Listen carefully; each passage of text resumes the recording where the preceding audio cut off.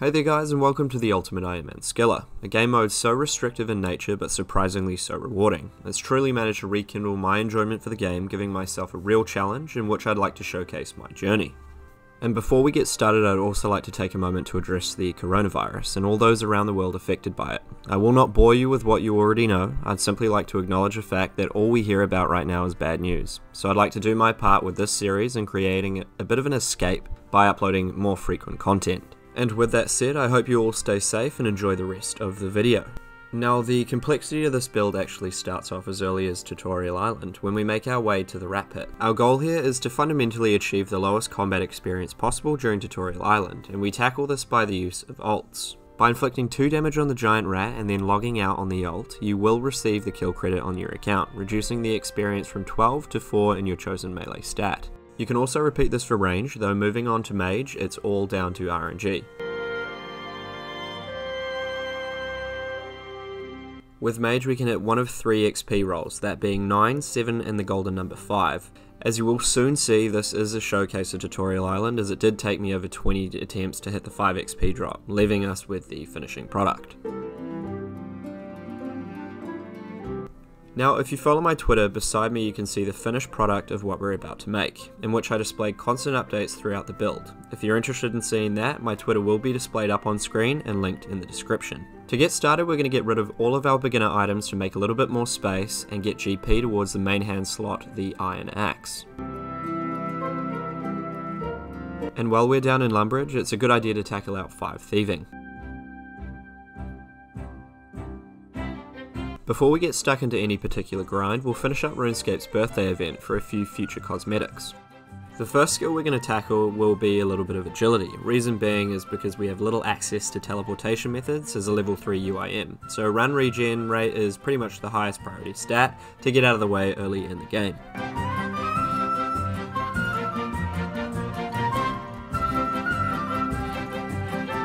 Hitting our first notable milestone here of 40 agility. Unfortunately, as a level 3 we don't have direct access to Canifis, so we do have to continue here until we hit 50 agility. And along the journey we had a few odd occurrences from the lads. So we got up to 47 agility, but at this stage I just got to take a wee bit of a break to get onto some early quests. And we also had to clear the inventory and drop our weight by grabbing a couple pieces of Graceful along the way. And here we are grabbing our 28 kudos in reward before making our way up to Ardi. For a wee bit we will be situated in and around Ardi, as it does tie into a lot of early game quest rewards that are highly beneficial for our account. There are a few different methods to finishing off Alamone in the Haziel Cult quest, but the easiest way to get around this is Dialog Manipulation, and you will see this tie into many different quests here in the future. The premise around Dialog Manipulation involves the use of a dialogue trigger that some NPCs have when they become your opponent. Although these NPCs aren't instants, this is still considered your personal NPC. Therefore the kill credit will be granted to you if you are the last to interact with it. If you're still unsure about this method, make sure to leave a comment and I should promptly reply. If not, don't worry, there will be plenty more instances where I use this method in which I will showcase. While I'm in the area, I'll knock out a few of the surrounding achievements, as it will save me a little bit of time in the future.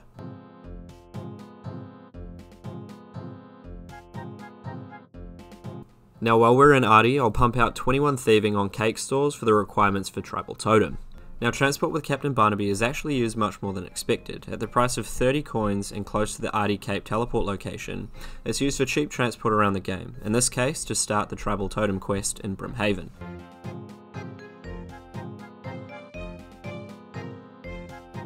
And now on the way back to the quest completion, we might as well grab a house for when we start Wintertide.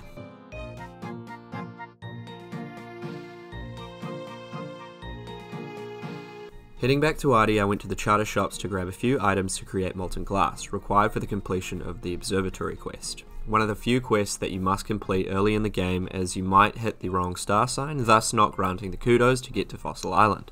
To knock out the 10 crafting we need for Observatory quest, we finish off Murder Mystery along the way while picking up the required items to complete the quest. To find a quick and easy bronze bar, Shantae Pass is the place to go. Onto the actual quest itself. When searching for the key, it can only be in one of 3 locations, the one I'm thieving from now and the 2 south of me. When it comes to level 42 Goblin Guard, you have 2 options, either run directly north and lure it away after prodding it, or simply kill it on an ult to enter and retrieve the lens mold.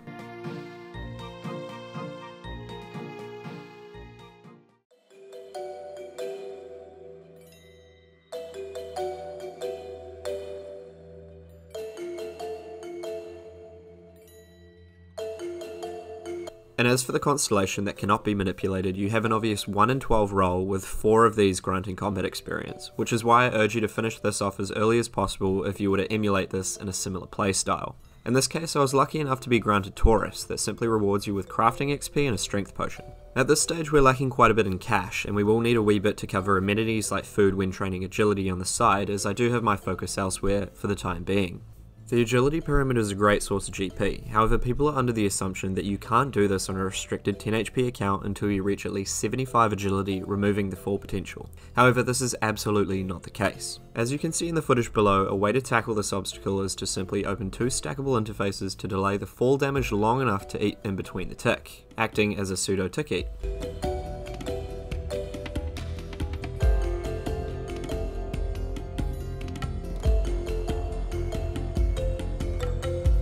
A couple days had passed while doing some agility on the phone at work, and we were lucky enough to hit the pet roll not once but twice in 2 days, while staying under 70 agility.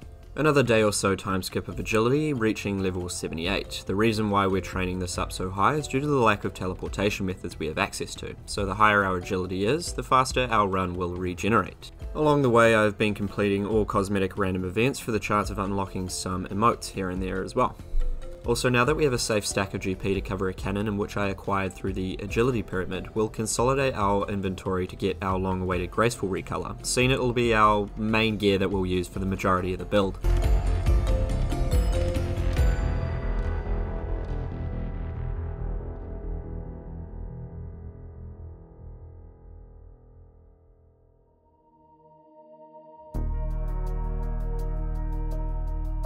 I plan on finishing up the set early to clear my inventory of tickets so I can move on to construction, as I have a pet now and I have to play very cautious, as I want to store my pet in the POH to then insure it later on in the future.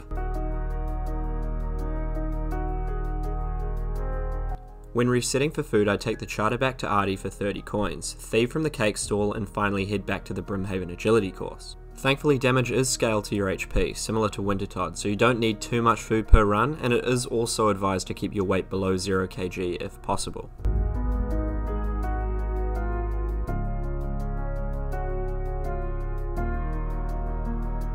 With our inventory fully consolidated, it's time to start the grind towards 37 construction, for the menagerie to store our squirrel.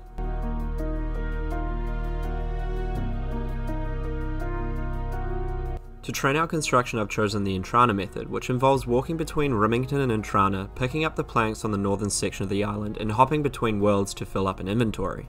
This method will net you around 5 to 6k per hour, and I'd highly recommend doing this after obtaining a full set of Graceful to keep your weight as low as possible.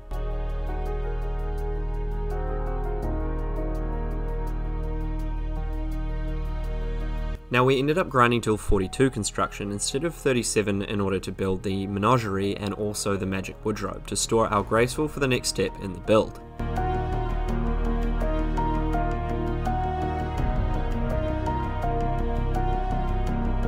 And to help clear our inventory, we'll be storing our lump sum of GP in the LMS coffer until we need it in the future. And now that our inventory is clear, it's time to knock out 50 fire making in preparation for Wintertide. One of the main reasons we removed our Graceful was so that we could come out to the wilderness without risking the set, as we do need to get the Iron Dagger poison from rogues in 50 wilderness. It's important that we get the dagger now so we can get on with Druidic Ritual, which gives us access to the Herblore skill, allowing us to subsequently solo Wintertide by creating the potions to heal the Pyromancers.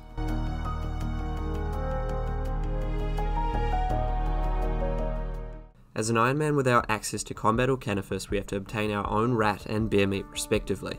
Though the only way we can get these is through combat, so we have to use a method called Spore Manipulation, by hitting the NPC 0.1 to 0.6 seconds before it spawns. If you're a current subscriber of mine, you'll already know what this is. However, if you're new here, this is achieved through the use of an NPC indicator, which is counting down until the NPC spawns on the alt. Now, I must give credit where credit's due, and I'd like to thank keyboard OSRS for calculating the probability for poison damage to be inflicted on an NPC while using an enhanced method. What Keyboard discovered was that you could increase the probability of poison per successful hit from 25 to 42.8%. Now, you could do this by either roughly counting the ticks in your head or use a metronome to manipulate when the poison is inflicted upon the NPC. And if this doesn't quite work or you miss a cycle, you can alternatively use an alt, with high range accuracy while brewed down to anything below 4 range, lowering your max hit to 3. When using the Armadillo crossbow spec, you effectively double your accuracy, in tandem with the Kandar and Hardari passive effect, increasing the spec potential on bolts to 65%, which gives you an incredibly high chance of proccing an Emerald Bolt E spec, while dealing 0 damage, poisoning the NPC while still granting the loot on the Ironman. If you didn't quite understand that, I urge you to either watch the segment back or ask a question in the comments section. I'm sure I'll get back to you quite promptly. In saying that, by combining all of which I explained previously, I finished both kills within an hour or so, evidently increasing the likelihood of damage significantly.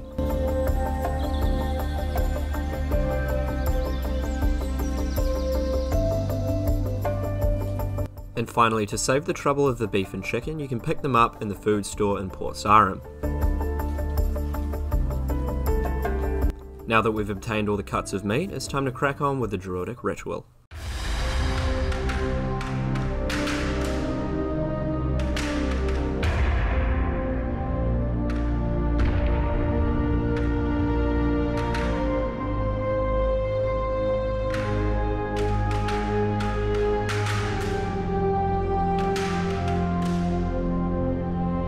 If you've made it this far into the video, I thank you for all your support, and I hope that this series will act as a bit of an escape from society in a time of crisis. I'd also like to make a quick thank you to all of those who've supported me through the build in any way, shape or form, and most notably, Sarah. If you guys haven't already dropped me a subscription, I'd greatly appreciate it, and if you're keen on frequent updates, I urge you to follow my Twitter, MaulerOSRS, in which I will link in the description.